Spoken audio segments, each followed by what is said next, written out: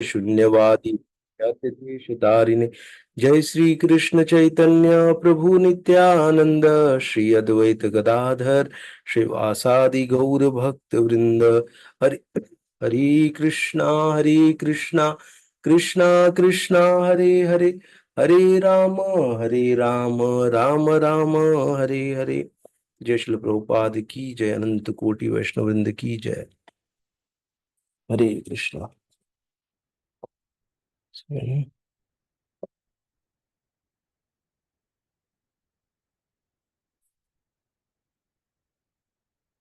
Screen share करता हूँ।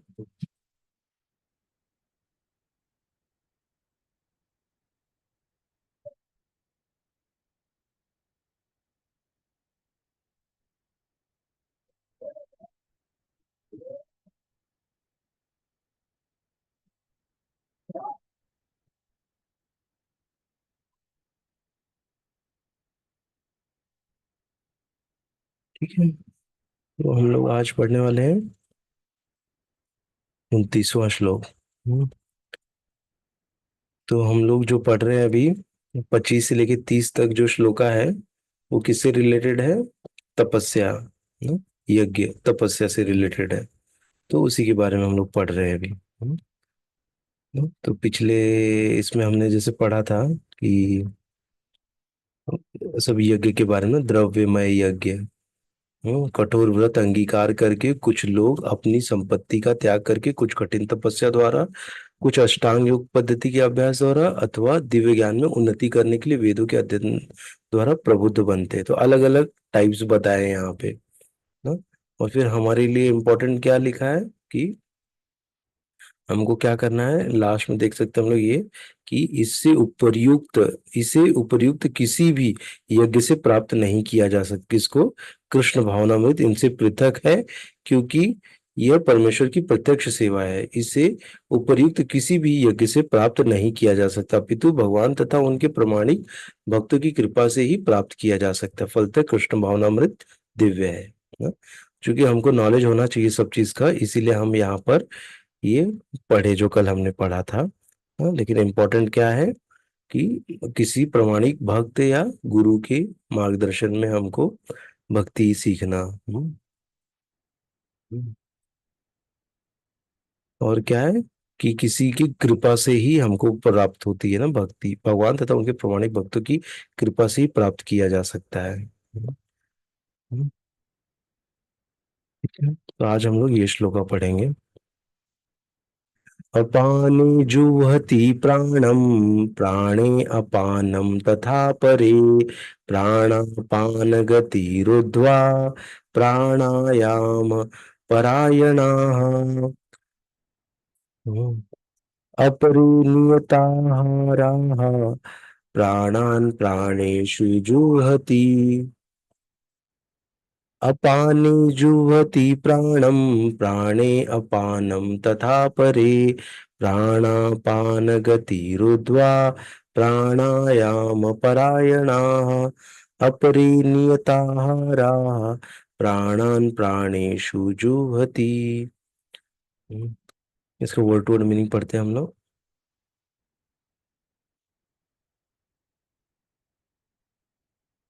अपाने निम्नगामी वायु में, जुहति अर्पित करते हैं, प्राणाम प्राणम प्राण को, प्राणे प्राण में, अपानम निम्नगामी वायु को, तथा ऐसे ही अपरे अन्य प्राण प्राण का अपान निम्नगामी वायु गति गति को, रुद्वा रोक कर, आण प्राण आयाम श्वास रोक कर समाधि में, परायणा प्रवृत्त अपरे अन्य नियत संयमित अल्प आहारा खाकर, प्राणान प्राण को, प्राणेशु प्राणों प्राणों में, जुवती हवन करते हैं, अर्पित करते हैं।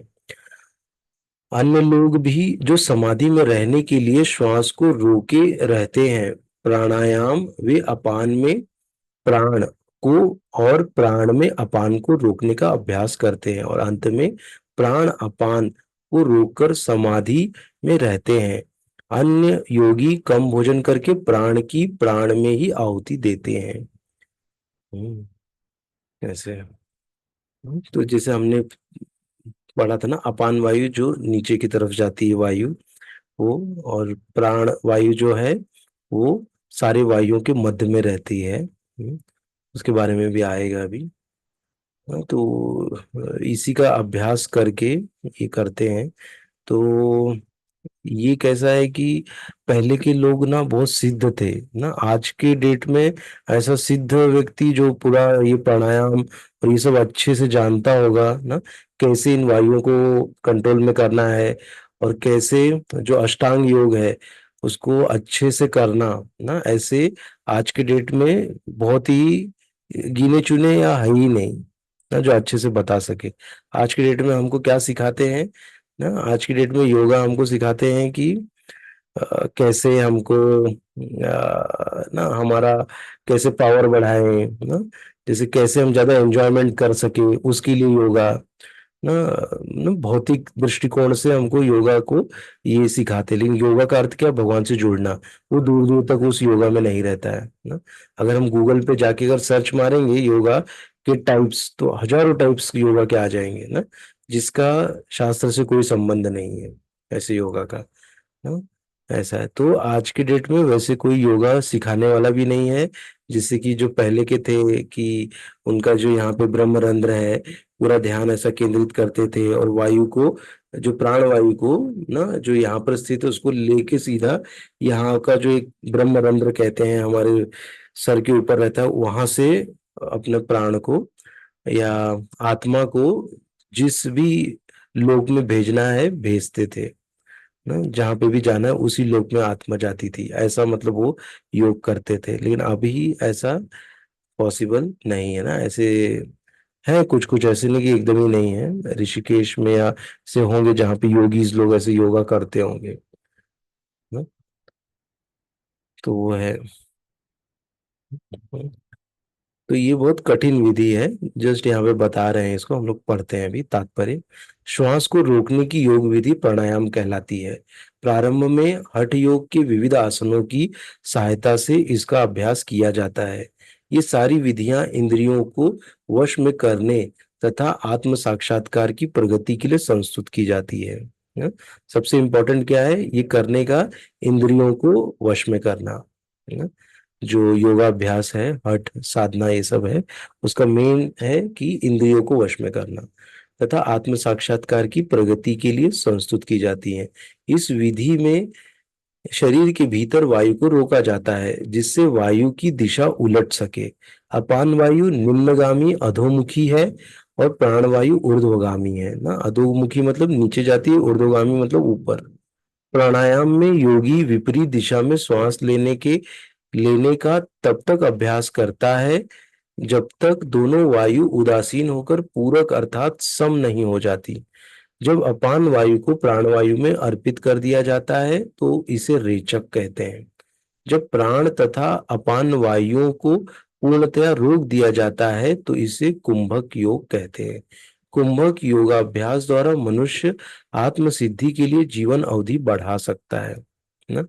तो मेन क्या होता है, जितना हम लोग ये श्वास का प्राणायाम करते हैं ना, तो इससे क्या होता है, हमारे जो श्वास लेने के क्या कहते हैं, इसमें सांस रोकते हैं ना। रोकने से क्या हो जाता है कि हमारी आयु बढ़ जाती है ना।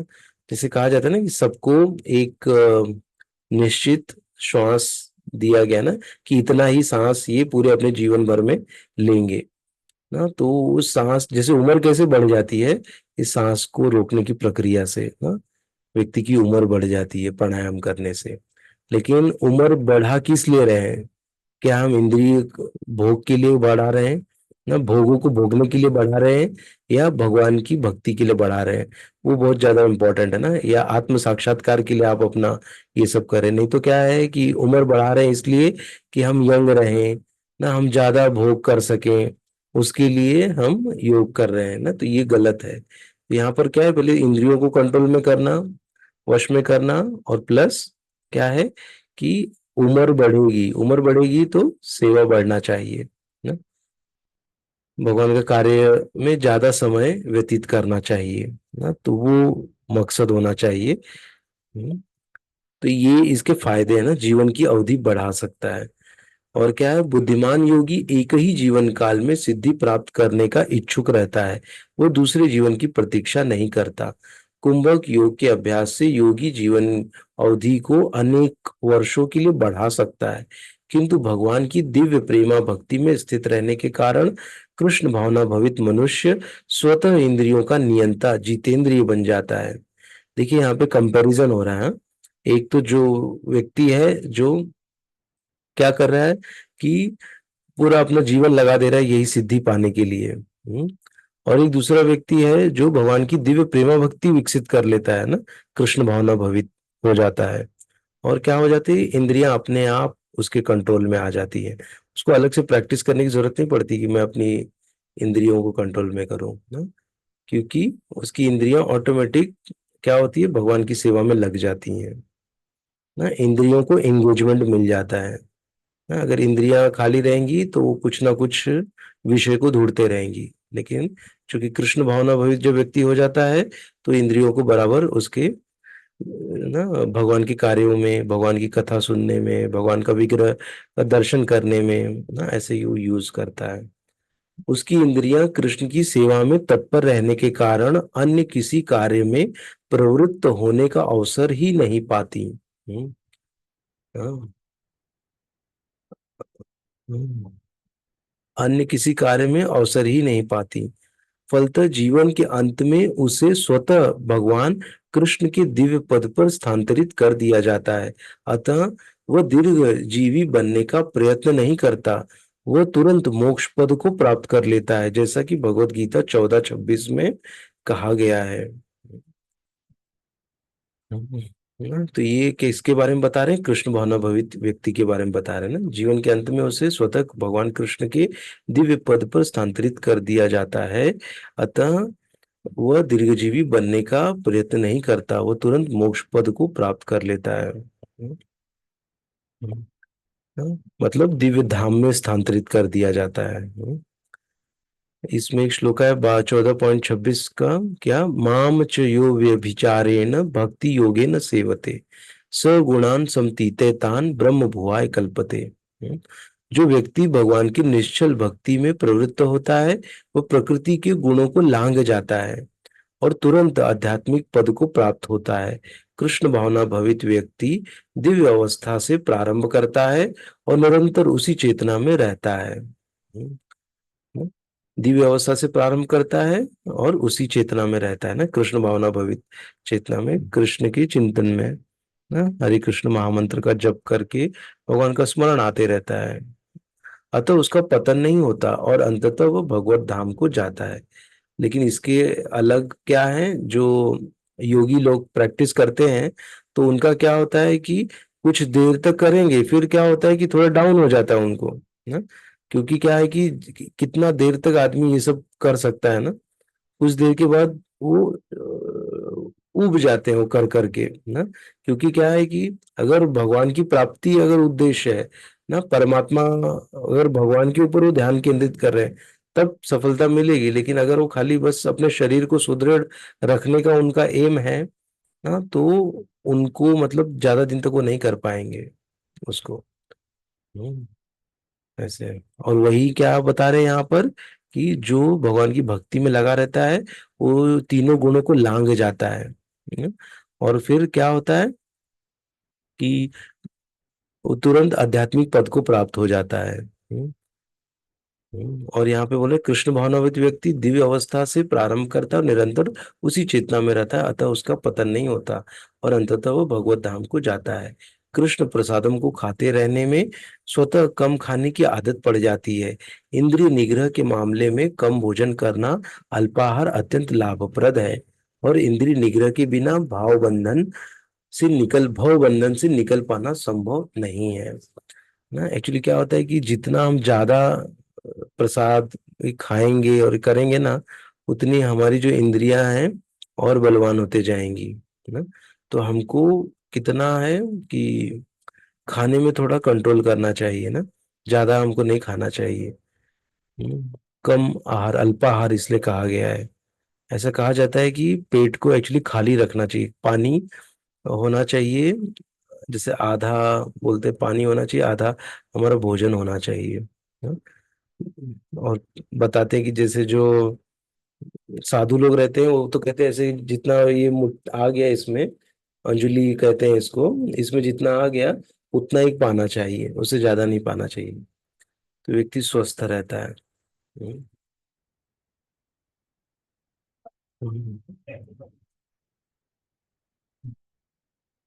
हम्म। यही यहाँ पर बताए हैं। तो मेन यहाँ पर सीखने के लिए है हमारे लिए कि कम भोजन करना। और हमारे लिए प्राणायाम का हमको करना है, किस लिए? हमारा जो शरीर है उसको सुदृढ़ रखने के लिए, जिससे कि हम भगवान की भक्ति कर सके, ना कि भोगों को भोगे। उसके लिए नहीं, भोग भोगने के लिए नहीं, हमको भगवान की अच्छे से हम लोग सेवा कर सके, उसके लिए हमारा शरीर अच्छा होना चाहिए, सुदृढ़ होना चाहिए, उसके लिए हमको प्राणायाम करना चाहिए। ठीक है।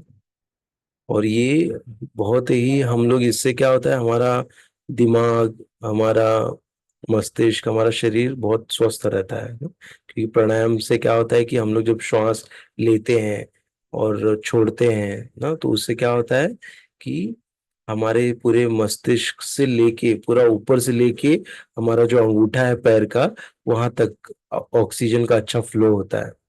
ना, नहीं तो हम लोग क्या है ना, कि अभी जैसे सांस जो ले रहे हैं वो बहुत धीरे धीरे सांस ले रहे हैं, वो पूरा खुल के सांस नहीं ले रहे हैं एकदम, हमारे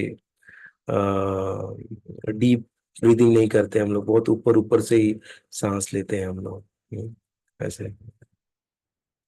हम्म, इसीलिए हमको प्राणायाम करना चाहिए, इससे कि हमको ऑक्सीजन मिलता है हमारी पूरी कोशिकाओं को, सेल्स को। और यही था इसका आज का।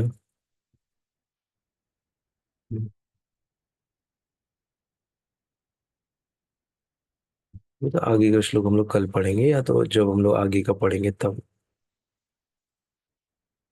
ठीक है। किसी को कुछ प्रश्न है?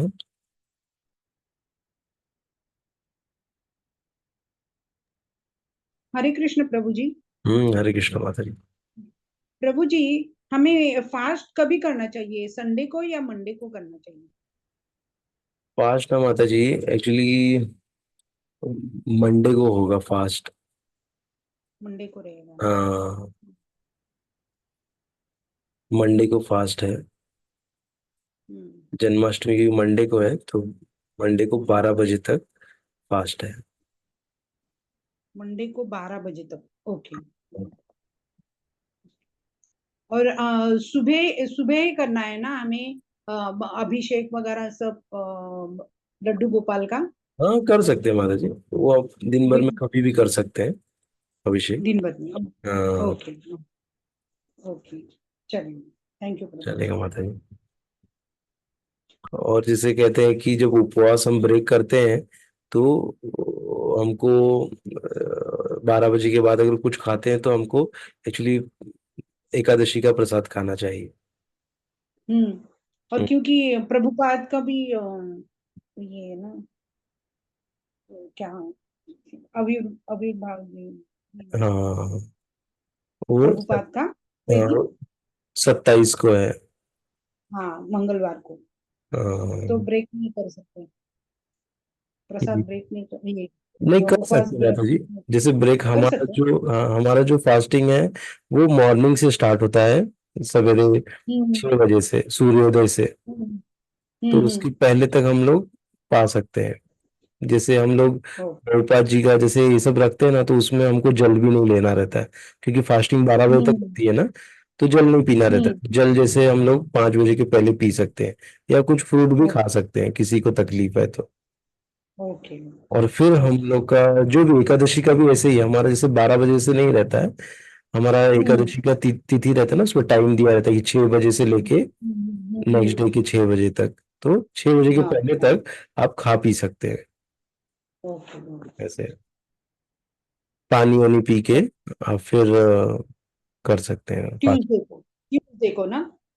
ट्यूसडे को, ट्यूसडे यस को। पता है, यस। ओके। 27 तारीख। ओके। ओके। 12 बजे दोपहर तक उपवास रहेगा उसका। हम्म हम्म हम्म हम्म। हम्म। और जैसे दोपहर तक जो भी उपवास रहते हैं, जैसे हमारे आचार्यों की जो तिथि रहती है, तो उसमें क्या कर सकते हैं हम लोग कि आ, बिना जल के रहना चाहिए, बिना पानी पिए। बिना पानी पिए। हम्म। यस। लेकिन जिसको नहीं जम रहा है तो वो पी सकता है, कोई ये नहीं है, फिर कुछ ना हम्म। खाए, पानी पी के हम्म। भी रह सकते हैं। Hmm. Hmm. Okay. Thank you Praveen. Hmm. और अभी हम लोग एक्चुअली आगे सेशन नहीं होगा 2 दिन, तो हम लोग को थोड़ा अच्छा कॉन्शियसनेस में रहना है। जन्माष्टमी बहुत हम्म। स्पेशल रहता है ना, बर्थडे है भगवान का। तो यस हमारा यस। जो भाव और चेतना हमारी कृष्णमय होनी चाहिए, पूरी पूरी तरह। और ज्यादा से ज्यादा थोड़ा राउंड्स करने चाहिए हमको। और हो सके तो मंदिर में जाके अगर कुछ सेवा मिले तो सेवा का थोड़ा संपादन करना चाहिए, कुछ सेवा जो भी मिले ना, सब्जी कटिंग की सेवा, क्योंकि मंदिर में बहुत सारी सेवाएं हैं, तो सेवाओं में हम पार्टिसिपेट कर सकते हैं। ना, और घर में भी हम लोग कुछ भगवान के लिए स्पेशल ऐसे बना सकते हैं, भगवान को भोग लगा सकते हैं घर में ही, हमारे जो विग्रह हैं उनको। तो इस जो डे है ये बहुत स्पेशल रहता है, इसमें भगवान बहुत स्पेशल हमको कृपा देते हैं ना, क्योंकि क्या है, भगवान का बर्थडे, भगवान